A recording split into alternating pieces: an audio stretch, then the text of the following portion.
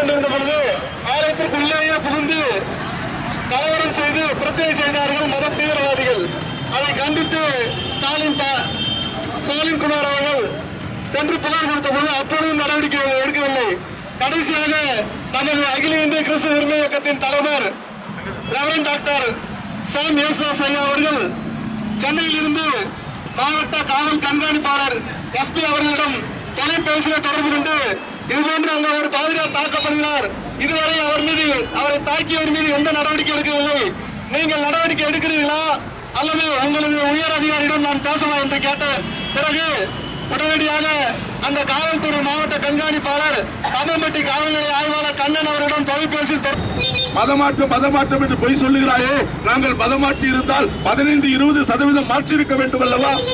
முட்டாள் அரசாங்கமே கேட்டுக்கொள். நீ எதை பார்த்து சொல்லுகிறாய் கிறிஸ்துவன் இந்த தேசத்திலே மதம் மாற்றுகிறான் என்று சொல்லி?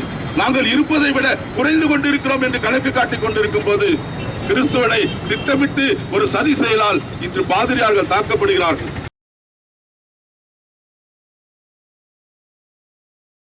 நடத்தி கொண்டிருக்கிறார்கள். அவர்கள் அந்த போதர்களுக்காக ஒரு மெம்பர்ஷிப் ஒன்று வைத்திருக்கிறார்கள். அந்த மெம்பர்ஷிப் என்ன அப்படின்னு சொன்னால் ஒரு இடத்திற்கு 200 ரூபாய். அவர்கள் உங்களுடைய பிரச்சனைகள் வரும்பொழுது அவர்கள் அதை என்ன செய்வாங்க, வந்து உங்களுக்கு உதவி செய்ய அவர்கள் வருகிறார்கள். அதில் நீங்கள் சேர விரும்புகிறவர்கள் நீங்கள் அந்த மெம்பர்ஷிப் ஃபார்ம் வாங்கி நீங்கள் செய்யலாம், அதில் செய்யலாம். கவனிங்க, இது வந்து அடிப்பட்ட வாட்டி நம்ம எல்லாம் கூடி அந்த ஊழியக்காரருக்கோ கவர்மெண்ட்டுக்கோ நம்முடைய அடிப்பட்ட காயத்தை தெரியப்படுத்துகிறோம். அதற்கு கிறிஸ்துவ மனித உரிமை இயக்கத்தில் ஊழியக்காரர்கள் அங்கத்தினர்களாய் மெம்பர்ஷிப் பார்ப்பாங்க. பாஸ்டர் தான் அதுக்கு சேலம் மாவட்டத்துடைய கோஆர்டினேட்டர். இப்போ அடிக்கப்படும் பொழுது அடி வாங்கின பின்னாடி அவர் ஹாஸ்பிட்டல் போன பின்னாடி நம்ம நிற்கிறோம். ஆனால் அடிக்கும் பொழுது திடீர்னு அவன் என்ன தெரியுமா செய்யறான், சும்மா ஒரு இடத்துல நீங்கள் போய் சுவிசேஷம் சொல்லும் பொழுது அல்லது யாராவது ஒருத்தர் போகும் பொழுது 2 பேர் பார்த்துக்கிறானுங்க, 2 பேர் 50 பேர் போடுறாங்க. 6 வருஷமா ஊழியம் செஞ்சு கொண்டிருக்கிறோம். நாங்கள் கடந்த 5ஆம் தேதி ஆகஸ்ட் இந்த கூட்டம் வச்சுருந்தோம். அப்போ வந்து கூட்டம் முடிகிறதுக்குள்ளேயே பின்னாடி ஒரு 15 பேர் 20 பேர் வந்து ஆலயத்துக்குள்ளே வந்து இங்கே இந்த ஊர்லேயுமே இருக்கக்கூடாது, மதத்தை கிளப்புறான் அப்படின்னு சொல்லி ரொம்ப தவாத வார்த்தையெல்லாம் பேசினாங்க. தாங்க முடியாத ஒரு வார்த்தையெல்லாம் பேசினாங்க. கல்லை தூக்கிட்டு வந்தாங்க, என்னை அடித்து நொறுக்கணும், கொல்லணும், குடும்பத்தோடு எரிக்கணும், இது ஒரு ஆலயமா, இந்த ஆலயத்தை பூட்டணும், இந்த ஊரில் இருக்கக்கூடாது அப்படின்னு சொல்லி சொன்னாங்க. பக்கத்துலேயே நாங்கள் முருகன் கோயில் கட்டுவோம், உன்னால் என்ன பண்ண முடியும்டா, நீ உனக்கு எந்த நாய் இருக்குது கேட்க பார்க்கலாம் அப்படின்னு சபை மக்கள் கேட்கும்போது தகாத வார்த்தையினால ஜாதியை பற்றிலாம் சொல்லி அவமானமாக பேசினாங்க. மக்களும் போய் கேட்டதுக்கு நீங்கள் வந்து பாருங்கள், ரோட்டு விட்டு கீழே இறங்கி வாங்க, ஆலயத்தை விட்டு வெளியில் வந்து பாருங்கள் அப்படின்னு சொல்லி ரொம்ப கெட்டதுலாம் பேசினாங்க. நாங்கள் எதுவுமே பேசலை, அப்படியே சைலண்டாக விட்டு சாயந்தரத்தில் ஒரு போலீஸ்கார்ட்டு ஃபோன் பண்ணும்போது அந்த நடிகவே போலீஸுக்கு ஃபோன் பண்ணாங்க. நான் ஒருத்தர் கூட அந்த இடத்துல வரலவில்லை. அப்புறமா நைட்டு 9 மணிக்கு வந்து ஒரு ஏட்டையை மட்டும் விசாரிச்சுட்டு இந்த பத்திரையில் விசாரிச்சுட்டு அவர் பாட்டுக்கு போயிட்டாரு. எங்ககிட்டே வந்து எதுவும் கேட்கல, சர்ச்சுக்குள்ளே வந்து என்ன நடந்ததுன்னு அவர் கேட்கல, நாங்கள் விட்டுட்டோம். இப்போ அந்த கூட்டம் நடந்ததுக்கு பின்னாடி எங்களை எங்கே பார்த்தாலும் கேள்வி செய்கிறது, இந்த ஊருக்குள்ளவா, இந்த தெருவுக்குள்ளவா, நான் என்ன பண்ணுறோம் பாருன்னு சொல்லி தகாத வார்த்தையில் பேசுறது, வாலிப பிள்ளைகள் சர்ச்சுக்கு வந்தால் அந்த பிள்ளைகளை கிண்டல் பேசுறது, அவமானமாக பேசுறது, புதிய ஆத்மாக்கள் யாராச்சும் வந்தால் சபைக்கு குடும்பத்தை யாராவது வந்து அவங்க வீட்டை தேடி போய் சொல்றது, ரொம்ப கொடூரமான காரியங்கள், வார்த்தைகள்லாம் தாங்க முடியாத ஒரு சூழ்நிலை. நாங்கள் ஜெபத்தோடு தான் இருந்தோம். ஆனால் இந்த கேஸு கொடுத்த பின்னாடி இந்த மாதிரி பிரச்சனை நடக்குதுன்னு சொன்ன பின்னாடி அந்த போலீஸ்கார் கண்ணன் எஸ்ஐட்டு போய் நாங்கள் சொன்னதுக்கு இந்த மாதிரிலாம் இருக்குதுங்கன்னு சொல்லி ஆதாரத்தோடு இந்த போட்டோலாம் பிடிச்சிருந்தாங்க, வீடியோலாம் பதிவு பண்ணி நாங்கள் கொண்டு போய் கொடுக்கும்போது அவர் என்ன சொன்னார்னா, இதுக்கு நான் என்ன செய்ய முடியும், நீங்கள் தான் பிரச்சனை பண்ணீங்க, அவங்க தான் பிரச்சனை பண்ணாங்க, 2 பேருக்கு மேலே எஃப்ஐஆர் போடுறேன் அப்படின்னு சொன்னாங்க. சார் நீங்கள் இப்படி பேசுகிறீங்க, போன டைமும் பிரச்சனை எங்கள் வீட்டுக்காரர் கொள்ளவர் குடும்பத்தோடு கொள்ளவர் சொல்லும் போதும் அந்த இன்ஸ்பெக்டர் அப்படி தான் எஃப்ஐஆர் போட்டாங்க, நீங்களும் இப்படியே சொல்கிறீங்க சார், என்ன நீதியோ அதை நீங்கள் செய்யுங்க, அப்படி எங்கள் மேலே எஃப்ஐஆர் போடுறதானே நீங்கள் போட்டு தான் பாருங்க சார் அப்படின்னு சொல்லிட்டாங்க. இது முடிஞ்ச 2 நாள் கழிச்சு வந்து ஆலயத்துக்கு வந்தாருங்க. வந்தோடனே மதவாதிகள் முன்னாடி வராங்க, இவர் பின்னாடி வர்றாரு இன்ஸ்பெக்டர். வந்தோடனே நாங்கள் 2 பேர் தான் ஆலயத்தில் இருக்கிறோம், யாருமே இல்லை. பின்னாடி அந்த பட்டையில் ஒரு 20 பேர், அந்த மதவாதிகள் ஒரு 50 பேர், இவங்கெல்லாம் வந்து முன்னாடி நின்றுட்டு இருக்காங்க. ஆலயத்துக்கு முன்னாடி வந்துட்டு இவர் மட்டும் எங்களை தனியாக கூட்டிகிட்டு போயிட்டு என்ன நீங்கள் கம்னாவே இருக்க மாட்டீங்களா அப்படின்னு சொல்லி இந்த இன்ஸ்பெக்டர் என்னை கேட்டார். நான் சொன்னேன், சார் என்ன நடந்ததுன்னு நீங்கள் கேளுங்க, எங்களை 2 பேர்த்து மட்டும் கேட்குறீங்களா அப்படின்னு சொன்னதுக்கு உணர்ந்துட்டு இல்லைம்மா நீ வாய் பேசுகிற, வாய் மூடு அப்படின்னு சொல்லி சொன்னாருங்க. அப்புறம் வந்துட்டு நீ வாட பைபிள் வந்து சத்தியம் பண்ணு, இவங்களாம் நான் கூட்டிட்டு வந்தேன்னு சொல்லிட்டு சத்தியமன் அப்படின்னு சொல்லி கேட்டும்போது நான் சொன்னேன், பைபிள் பத்திலாம் எழுக்காதீங்க, நீங்க ஏன் பைபிள் உங்களுக்கும் தேவைதான் எங்களுக்கும் தேவைதான், நீதியை செய்வார் அப்படின்னு சொன்னோன்னே உணர்ந்துட்டு நீங்க நீதி மட்டும் செய்யுங்க சார், நீங்க எந்த இடத்துல உங்களையும் கூட்டி கேளுங்க அப்படின்னா நீ போய் கேள்வி அப்படின்னு சொல்றாரு. உடனே அது கூட நான் எதுவுமே பேசல, நான் யாருன்னு உனக்கு காட்டுறேன் வாங்க சாயந்தரம், எல்லா அதிகாரமும் என்கிட்ட தான் இருக்குது, எல்லாமே நான் சொல்றதுதான் இங்க நடக்கும், உன்னால என்ன முடியுமோ பாரு அப்படின்னு சொல்லிட்டு ஒரு போயிட்டாருங்க. அடுத்த நாள் காலையில பாஸ்டர் பாப்பா கொண்டு போய் பஸ் ஏற்றி போயிட்டு வந்துட்டு தம்மட்டிக்கு போலான்ட்டு போனாருங்க. ரோட்ல போகும்போதே மறைச்சி நடு ரோட்ல நிக்க வச்சு யார் அடிச்சாங்க என்னாலும் தெரியாது, ஒரு கூட்டம் பிடிச்சு அவர் அடிச்சுட்டாங்க. ரொம்ப காதும் கண்ணும் பாதிக்கப்பட்டிருக்குது. நீங்க எல்லாம் ஒருத்தர போய் எங்களை தேடி இந்த ஆதரவு கொடுத்ததுக்காக உங்களுக்கு நன்றி செலுத்துகிறேன். அதிகாரிகள் பொறுத்த வரைக்கும் எந்த பக்கம் ஆளுங்க இருக்காங்களோ அந்த பக்கம் சாய்வாங்க, அதுதான் நடந்திருக்கு. நீங்கள் உங்கள் பக்கம் ஆள் இல்லைங்கிறனால அந்த பக்கம் சாய்ஞ்சிருக்காங்க. நம்ம எல்லாரும் இருக்கோங்கிறத நிச்சயமாக அவங்களுக்கு தெரியப்படுத்துவோம். அவங்க குடும்பத்துக்காக பாஸ்டர் வச்சோம்.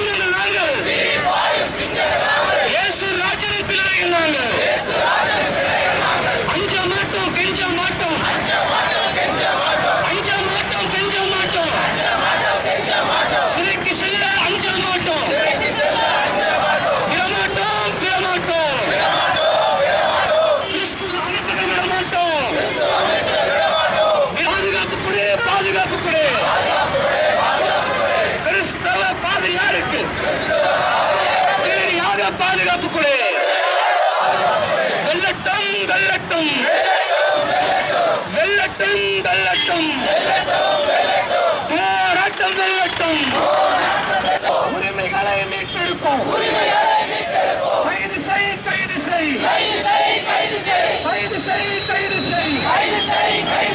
கிறிஸ்தவ பாதிரியாரை தாக்குதலை நடத்திய மதவெறி கும்பலை குண்டர் தடுப்பு சட்டத்தில் உடனடியாக கைது செய்.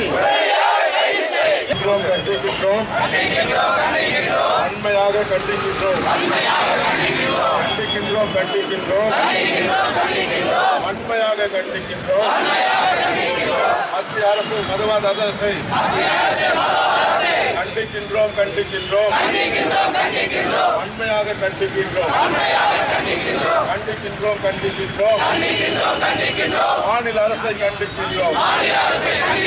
மதவாதத்தில் துணை போகும் மாநில அரசையும் கண்டிக்கின்றோம், அண்மையாக கண்டிக்கின்றோம். கைது செய் காவல்துறையை கைது செய், ஒடுக்காதே சிறுபான்மை கிறிஸ்துவன் என்று ஒடுக்காதே, வழங்கிடு சமநீதி வழங்கிடு. ஆரோனையா அவர்கள் இப்பொழுது ஒரு சில கண்டன உரைகள் ஆற்றுவார்கள். கண்டிப்பதற்கும் இதற்கு இந்த உலகத்தில் இந்த தேசத்திலே நீதி இல்லையா, நியாயம் இல்லையா? இதை காவல்துறை கண்டுகொள்வதில்லையோ? கிறிஸ்தவர்கள் என்ன அநியாயம் செய்கிறோம்? நாங்கள் அநியாயம் செய்தால் தாராளமாக எங்களுக்கு என்ன தண்டனை வேணும் கொடுங்கள். யாரை மதமாற்றி இருக்கிறோம்? யாரை மதமாற்றி ஜாதி மாற்றி இருக்கிறோம்? ஒருவரை காட்ட முடியுமா இந்த தேசத்திலே? யாராவது ஒருவர் வந்து காவல்துறையிலே என்னை மதமாற்றினார்கள் என்று இதுவரைக்கும் இந்த இந்திய தேசத்தில் யாராவது புகார்படுத்திருக்கிறார்களோ? ஏன் நீங்களாக மதமாற்றுகிறீர்கள் என்று நீங்கள் தான் சொல்லிக் கொண்டிருக்கிறீர்கள்? இதுவரைக்கும் இந்திய தேசத்திலே ஒரே ஒரு புகார் பதிவு பண்ணப்பட்டிருக்கிறதா? யாராவது ஒரு வந்து என்னை கட்டாயமாய் மதமாற்றினார்கள் என்று யாராவது ஒருவர் இந்திய தேசத்திலே புகார் கொடுத்து அது பதிவு செய்யப்பட்டிருக்கிறதா? நீங்களாகவே மதமாற்றுகிறீர்கள் என்று சொல்லிக் கொண்டு வஞ்சித்துக் கொண்டிருக்கிறீர்கள். வெற்றி கோடி எல்லாம் கைத்தட்டி படும். நாம் வீர நடை நடந்திடுவோம். எல்லாரும் வெற்றி கோடி பிடித்திடுவோம். நாம் வீர நடை நடந்திடுவோம். வெள்ளம் போல சாத்தான் வந்தாலும் ஆவிதானே கொடி பிடிப்பா. வெள்ளம் போல சாத்தான் வந்தாலும் ஆவிதானே கொடி பிடிப்பா. அஞ்சாதே என் மகனே, நீ அஞ்சாதே என் மகளே. அஞ்சாதே என் மகனே, நீ அஞ்சாதே என் மகளே. வெற்றி கொடி பிடித்திடுவோம். நாம் வீர நடை நடந்திடுவோம். ஆயிரம் தான் துன்பம் வந்தாலும் அணுகாதே அணுகாதே. ஆயிரம் தான் துன்பம் வந்தாலும் அணுகாதே அணுகாதே. ஆவியின் பட்டயம் உண்டு, இனி அலைகளை வென்றிடுவோம். ஆவியின் பட்டயம் உண்டு, இனி அலைகளை வென்றிடுவோம். வெற்றி கொடி பிடித்திடுவோம். நாம் வீர நடை நடந்திடுவோம். பாதிரியார் ஸ்டாலின் குமார் தாக்கப்பட்டதை கண்டித்து நடைபெற்றுக் கொண்டிருக்கிற இந்த கண்டன ஆர்ப்பாட்டத்திற்கு தலைமையேற்றிருக்கிற அகில இந்திய கிறிஸ்துவ உரிமை இயக்கத்தின் தலைவர் மற்றும் இந்த கண்டன ஆர்ப்பாட்டத்தில் கலந்து கொண்டிருக்கிற அனைத்து பாதிரியார்களுக்கும் கிறிஸ்துவ பொதுமக்களுக்கும் முதற்கண் எனது வணக்கத்தை தெரிவித்துக் கொள்கின்றேன். சந்தாரப்பட்டி என்ற கிராமத்திலே பாதிரியார் ஸ்டாலின் குமார் அவர்கள் கடந்த 6 மாதத்திற்கு முன்பாக மத தீவிரவாதிகளால் தாக்கப்பட்டு முதல் முறையாக காவல்துறையில புகார் கொடுத்த பொழுது புகார் கொடுத்த அவர் மீது வழக்கு பதிவு செய்து அவரின் படித்துக் கொண்டிருந்த மகள் மீதும் வழக்கு பதிவு செய்து ஆதிய விசாரணைக்கு உட்படுத்தினார்கள்.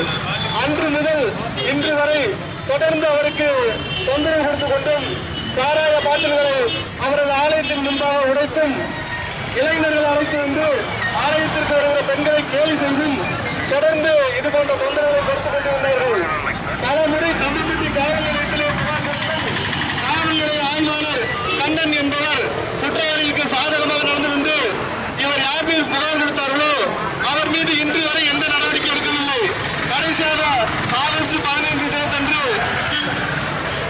ஆலயத்தில் பிரார்த்தனை எடுத்துக் கொண்டிருந்த பொழுது ஆலயத்திற்குள்ளேயே புகுந்து கலவரம் செய்து பிரச்சனை செய்தார்கள் மத தீவிரவாதிகள். அதை கண்டித்து ஸ்டாலின் குமார் அவர்கள் சென்று புகார் கொடுத்த பொழுது அப்பொழுதும் நடவடிக்கை எடுக்கவில்லை. கடைசியாக நமது அகில இந்திய கிறிஸ்துவ உரிமை இயக்கத்தின் தலைவர் ரெவரண்ட் டாக்டர் சாம் யோஸ்தாஸ் ஐயா அவர்கள் சென்னையிலிருந்து மாவட்ட காவல் கண்காணிப்பாளர் எஸ்பி அவர்களிடம் தொலைபேசியில் தொடர்பு கொண்டு இதுபோன்று அங்க ஒரு பாதிரியார் தாக்கப்படுகிறார், இதுவரை அவரை தாக்கியவர் மீது எந்த நடவடிக்கை எடுக்கவில்லை, நீங்கள் நடவடிக்கை எடுக்கிறீர்களா அல்லது உங்களது உயர் அதிகாரியிடம் நான் பேசலாம் என்று கேட்ட பிறகு உடனடியாக அந்த காவல்துறை மாவட்ட கண்காணிப்பாளர் தம்பப்பட்டி காவல் நிலைய ஆய்வாளர் கண்ணன் அவரிடம் தொலைபேசியில் தொடர்பு கொண்டு பாதிரியார் ஸ்டாலின் குமாரை தாக்கியவரை உடனடியாக கைது செய்ய வேண்டும் என்று கூறினார்.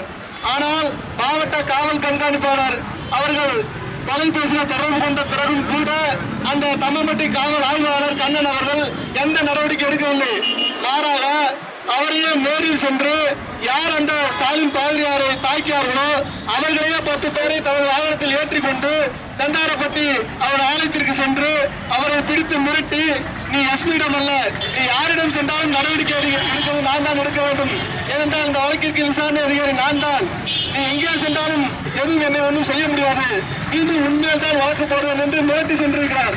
அவர் மிரட்டி சென்று செல்லுகிறவரை வாயில் பேசிக் கொண்டிருந்த அந்த தீவிரவாதிகள் அடுத்த நாள் காலையில் அவரை வேண்டும் என்று அவர் ஊருக்கு கிளம்பி சென்று கொண்டிருந்த போது பேருந்து நிலையத்தில் அவரை நிறுத்தி தாக்கி இன்று படுகாயப்படுத்தியிருக்கிறார்கள். இன்று அவர் ஆத்தூர் மருத்துவமனையிலே சேர்க்கப்பட்டு அந்த ஆத்தூர் மருத்துவமனையின் பரிந்துரையின் பேரில் சேலம் அரசு மருத்துவமனையிலே 10 நாட்களுக்கு மேலாக சிகிச்சை பெற்று வருகிறார். ஆனால் அவர் தாக்கப்பட்டு இன்று வரை எந்த காவல்துறை அதிகாரியும் இதுவரை வந்து அவருக்கு என்ன ஆனது என்று விசாரணை செய்யவில்லை, வழக்கு பதிவு செய்யவில்லை, குற்றவாளிகள் மீது நடவடிக்கை எடுக்கவில்லை. அங்கே ஆலயத்துக்கு வருகிற பெண்கள் கேவலமாக பேசுகிறார்கள், பாதிரியாரை அடிக்கிறார்கள், சாராய பாட்டிலை ஆலயத்துக்கு முன்னே உடைக்கிறார்கள். இவ்வளவு தொந்தரவு செய்த பிறகும் காவல்துறை அதிகாரி எந்த நடவடிக்கை எடுக்கவில்லை என்றால் அவர் காவல்துறை அதிகாரியா இல்ல காவல்துறை அதிகாரியா என்பது எங்களுக்கு தெரியவில்லை. ஆகவே பாதிக்கப்பட்ட பாதிரியார் ஸ்டாலினை தாக்கியவரை உடனடியாக கைது செய்ய வேண்டும், அவர் மீது நடவடிக்கை எடுக்க வேண்டும். அந்த காவல்துறை அதிகாரி கண்ணன் மீதும் இந்த மாவட்ட காவல்துறை நிர்வாகம் அவர் மீது நடவடிக்கை எடுக்க வேண்டும் கேட்டுக்கொண்டு தாய்ப்புக்கு நன்றி கூறுகிறேன். நன்றி, வணக்கம்.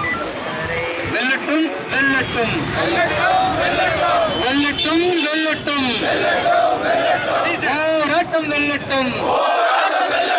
வாழ்க வாழ்க வாழ்கவே, வாழ்க வாழ்க வாழ்கவே, இயேசு நாமம் வாழ்கவே. கைது செய் கைது செய் கைது செய் கைது செய் மதவெறி கும்பலை உடனடியாக கைது செய்.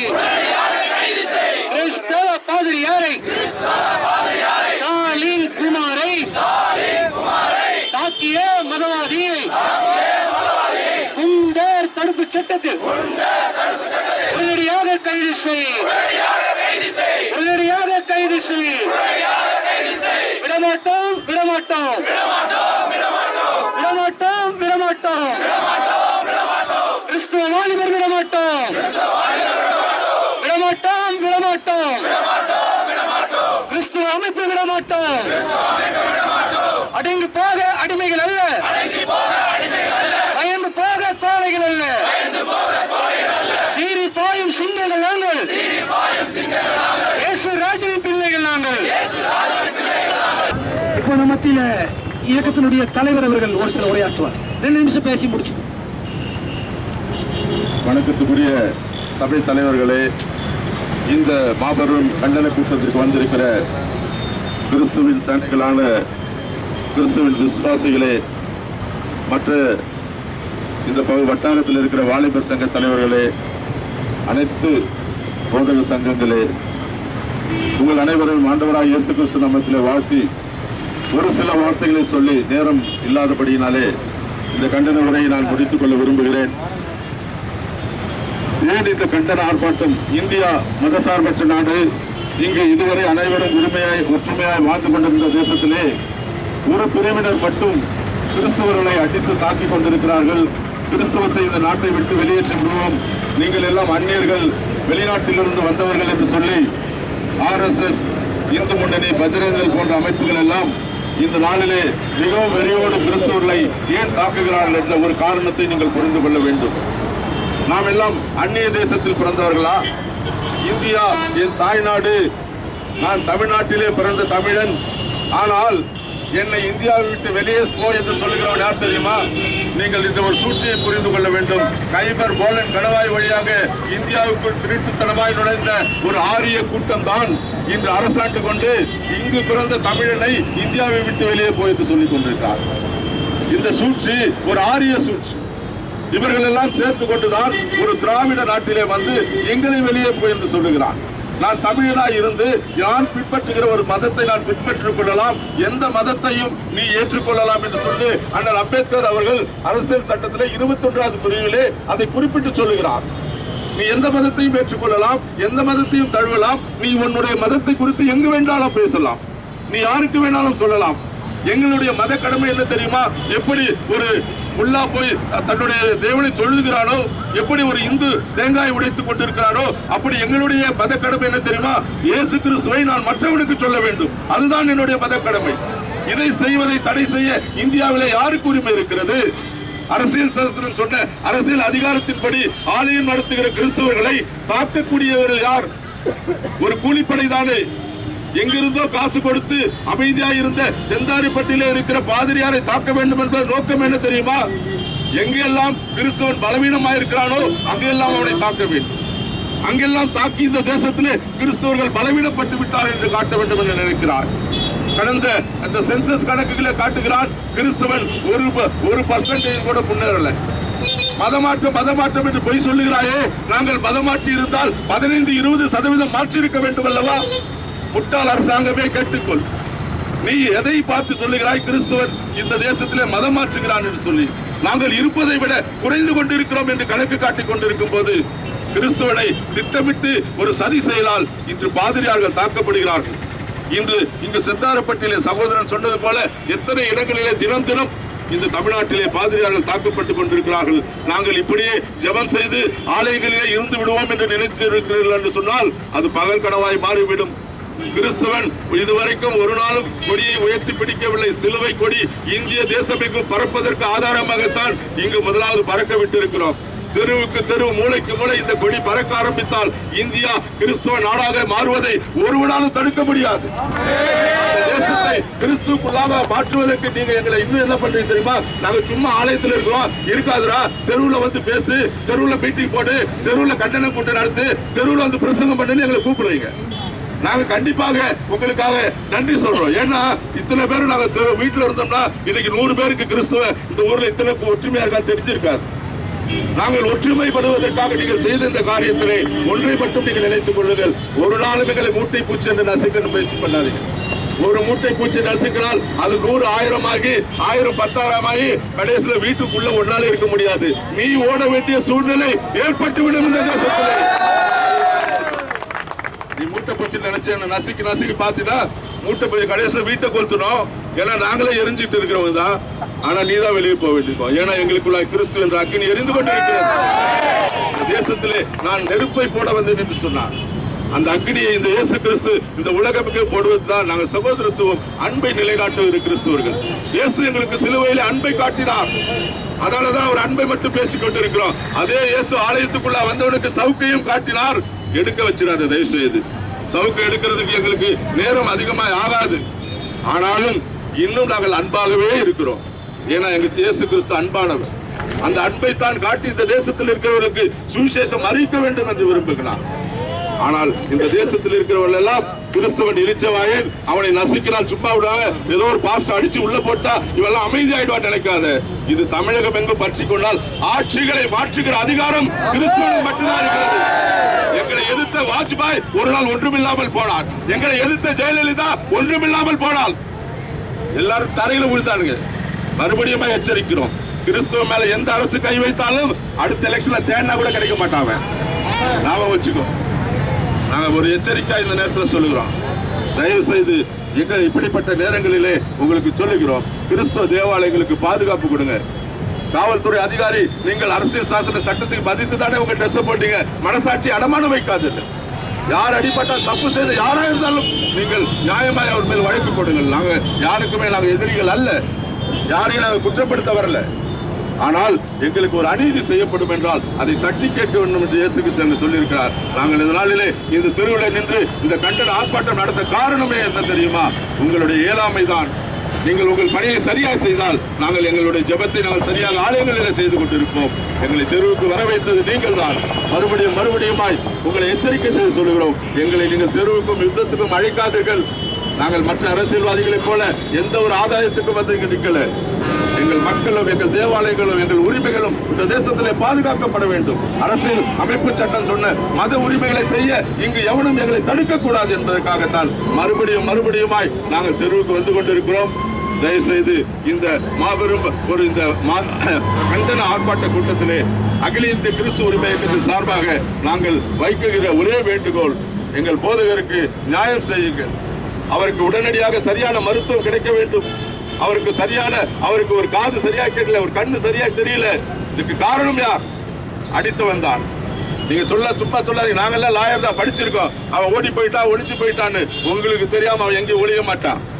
அவனை பிடிச்சிட்டு வந்து சரியான தண்டனை நீங்கள் கொடுக்காவிட்டால் மறுபடியும் இந்த போராட்டம் நாடு தழுவிய போராட்டமாக மாறும். தமிழகமும் தழுவிய போராட்டமாகி அடுத்து உங்களை நாங்க இப்ப வந்து அன்பா கேட்கிறோம். அடுத்து உங்களை எல்லாம் பணி நீக்கம் செய்யணும், அப்புறம் டிஸ்மிஸ் செய்யணும்னு போராடுற அளவுக்கு எங்களை கொண்டு வந்துடாதீங்க.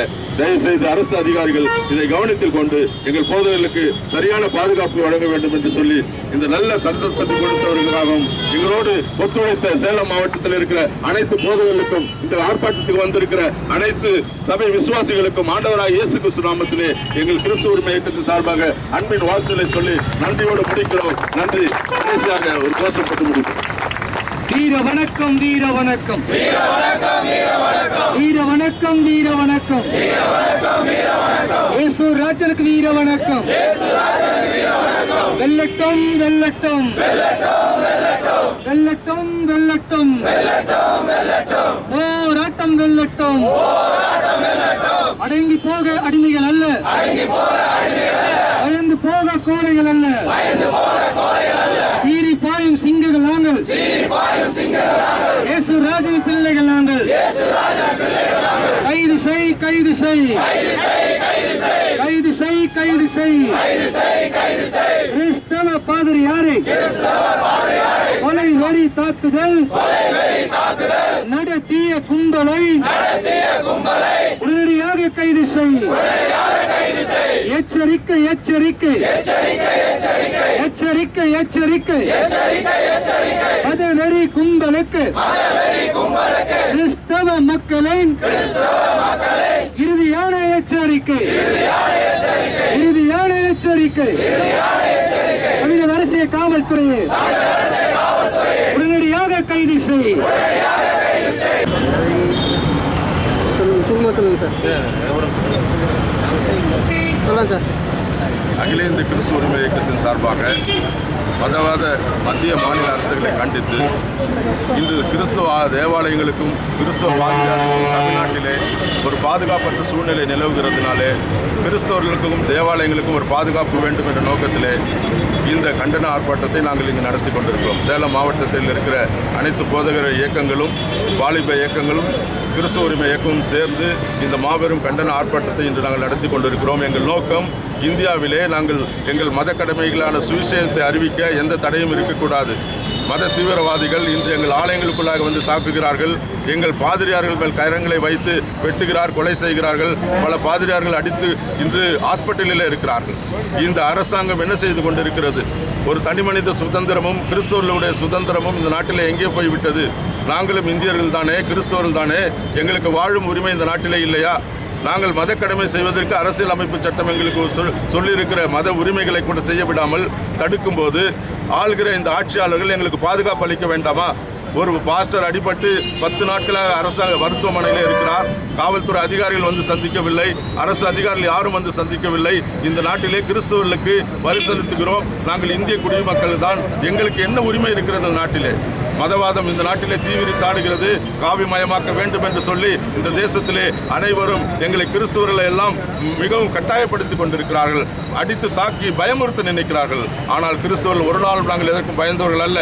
இந்த போராட்டம் இந்த நிலையில் மட்டுமல்ல, நீங்கள் இதுபோல் பாதிரியார்களையும் தேவாலயங்களையும் தொடுவீர்கள் என்று சொன்னால் நாடு தழுவிய மிகப்பெரிய கண்டன போராட்டங்களும் ஆர்ப்பாட்டங்களும் இந்த தேசத்திலே வெடிக்கும் என்பதை நாங்கள் எச்சரிக்கையாக சொல்ல விரும்புகிறோம். நாங்கள் அமைதியாக இருக்கிறோம் என்பதற்காக எங்களை மேலும் மேலும் நீங்கள் துன்பப்படுத்த வேண்டாம். ஆட்சியாளர்கள் ஒன்று புரிந்து கொள்ளுங்கள். ஓட்டுக்காக சிறுபான்மைக்கு உதவி செய்வேன் என்று சொல்லிய தலைவர்கள் எல்லாம் இது எங்கு போனார்கள்?